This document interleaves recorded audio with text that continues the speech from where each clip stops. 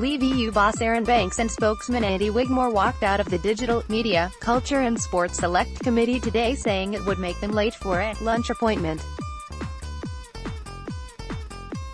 The pair were giving evidence after it was revealed they met Russia's ambassador to the UK 3 times in 2015 and 2016 rather than the single, 6-hour boozy lunch Mr. Banks had previously acknowledged.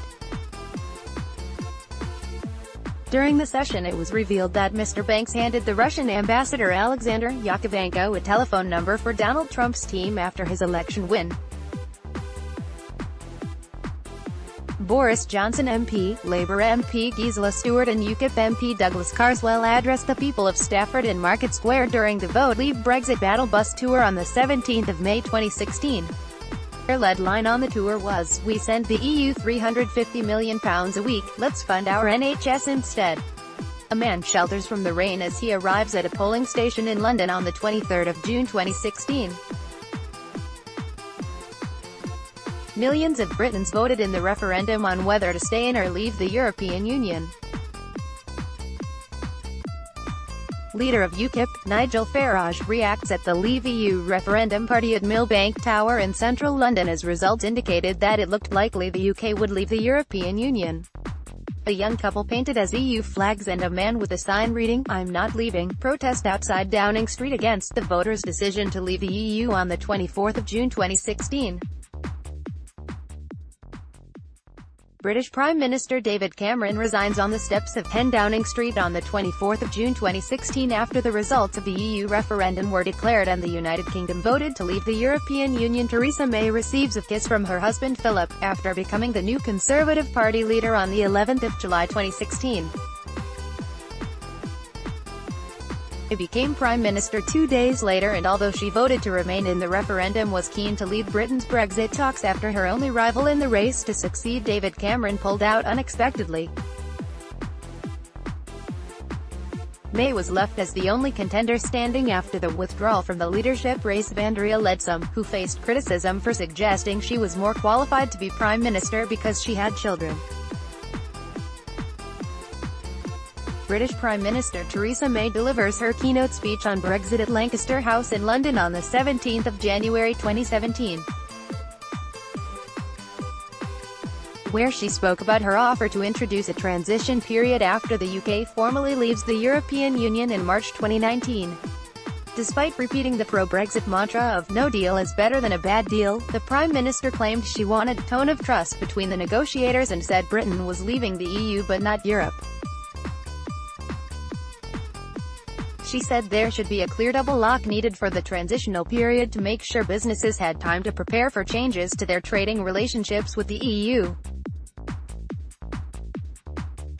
British Prime Minister Theresa May in the cabinet, sitting below a painting of Britain's first Prime Minister Robert Walpole, signs the official letter to European Council President Donald Tusk invoking Article 50 in the United Kingdom's intention to leave the EU on the 29th of March 2017. Soon after triggering Article 50, Theresa May called on the 18th of April for a snap general election. The election would be on the 8th of June and it came as a shock move to many, with her reasoning to try to bolster her position before tough talks on leaving the EU.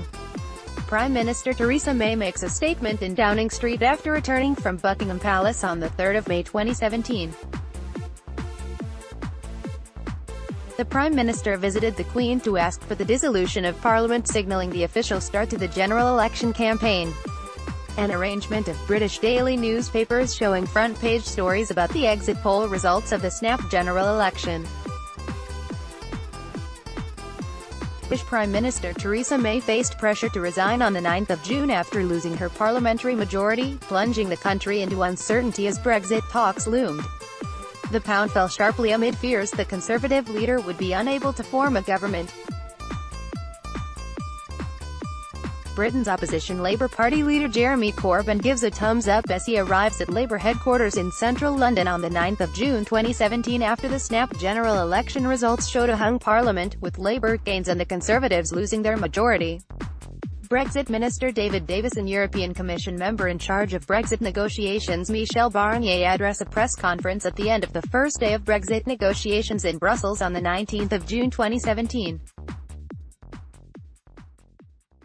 British Prime Minister Theresa May speaks on the 22nd of September 2017, in Florence. May sought to unlock Brexit talks after Brussels demanded more clarity on the crunch issues of budget payments and EU citizens' rights. German Chancellor Angela Merkel joins other EU leaders for a breakfast meeting during an EU summit in Brussels on the 20th of October 2017. The EU spoke about Brexit and announced that insufficient progress had been made. DUP Deputy Leader Nigel Dodds walks off after speaking to members of the media as a protester holding flags shouts after him outside the Houses of Parliament on the 5th of December 2017.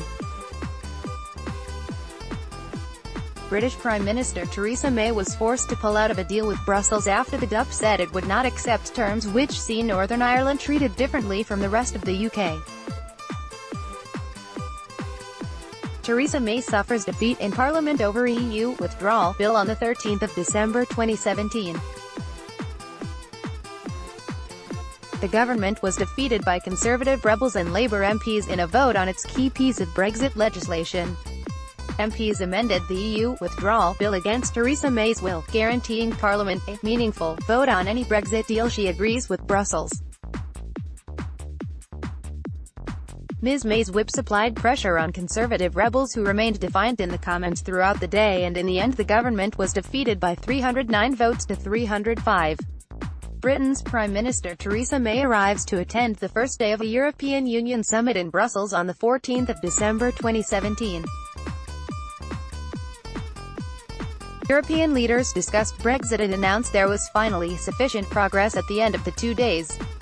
Brexit Secretary David Davis gives evidence on developments in European Union divorce talks to the Commons exiting the EU committee in Portcullis House, London, on the 24th of January 2018.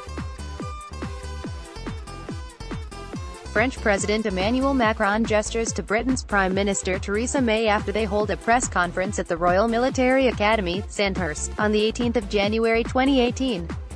May and Macron agreed a new border security deal, through which the UK will pay more to France to stop migrants trying to reach British shores. The UK and EU agree terms for Brexit transition period on the 19th of March 2018. The EU and UK, however, failed to reach an agreement on the Irish border during the successful talks on other Brexit issues. For months after the March deal is struck, there is little significant progress in talks. One senior EU official tears into Britain's fantasy negotiating strategy and accuses Theresa May of not even having a position on a variety of important issues. Britain releases a new customs plan to solve the Northern Ireland border, but Michel Barnier says it leaves unanswered questions and would not prevent a hard border. "We've got places to be, I'm afraid," the former UKIP donor told stunned MPs. "I really have to insist. I was told a certain time and we've got a lunch appointment that I don't want to be late for." Arron Banks reveals he handed the Russian ambassador a telephone number for Donald Trump's team. Pushing back the chair of the committee, Damian Collins asked, "Mr. Banks, could you just give us 5 minutes of your time?" His request was met with the reply, "No.